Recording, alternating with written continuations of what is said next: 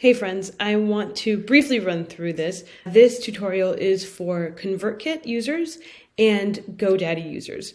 So a lot of people who have their website in Squarespace don't realize that Squarespace is just hosting their website, but they actually purchase the domain through Godaddy or another third-party registrar. If you did actually buy your domain at Squarespace, then you will be actually editing within Squarespace, but a lot of people have purchased their domain in Godaddy and just connected it to Squarespace when they built their website.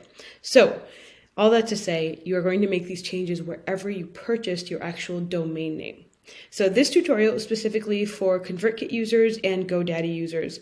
And basically you'll see two tabs sort of running at the same time. I didn't have my audio on, sadly, but you'll see two tabs, ConvertKit and Godaddy, and both of them are up, and I'm copying and pasting from ConvertKit into Godaddy. So within ConvertKit, you'll see a settings section and then an email settings section. You'll be able to see it. Just slow down the tutorial video when you get there. And on the Godaddy side, you will see an option to add records. So this is under DNS management. So if you click on your domain name, you should see an option for DNS management or DNS settings.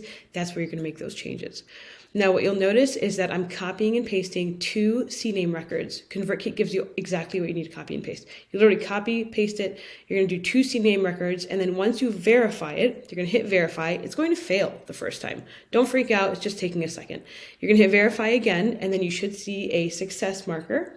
And then once it does that, you'll see that DMARC code that you need. This is exactly what's going to help with that actual deliverability piece for Yahoo and Gmail. So you're going to verify the domain, then you'll see that DMARC come up in ConvertKit. You'll copy and paste that into Godaddy as a text record. Again, you'll see everything I'm doing in this step-by-step video that's coming up next. It's a little fast, so I do recommend slowing it down. But if you have any questions, feel free to leave a comment below.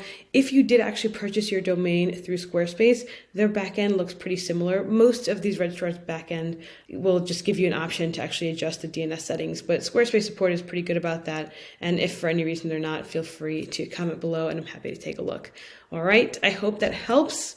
And cheers to having good deliverability rates. All right, in this video, I totally forgot to have the audio on, but I'm just going to run you really quick through what I'm doing. I basically just have ConvertKit up on one tab and GoDaddy up on another tab. And what I'm doing is just copying and pasting from ConvertKit into GoDaddy's DNS settings. So ConvertKit actually gives you everything that you need. You'll see here in just a second. Okay, so what you're looking at where it says, where it has those keys, that is ConvertKit. And I'm just pasting into GoDaddy. So I'm selecting CNAME, I'm copying the right name here. And then I'm going to go back to ConvertKit. You'll see in a second. Copying the value, going back, and then hitting save. Hit save again. Then we're going to do the same thing for the second CNAME record. Now, ConvertKit also gives you the DMARC record as well. Just a heads up, when you validate, you can see here, it doesn't work the first time usually. You have to give it a second and then validate again, and it should say successful.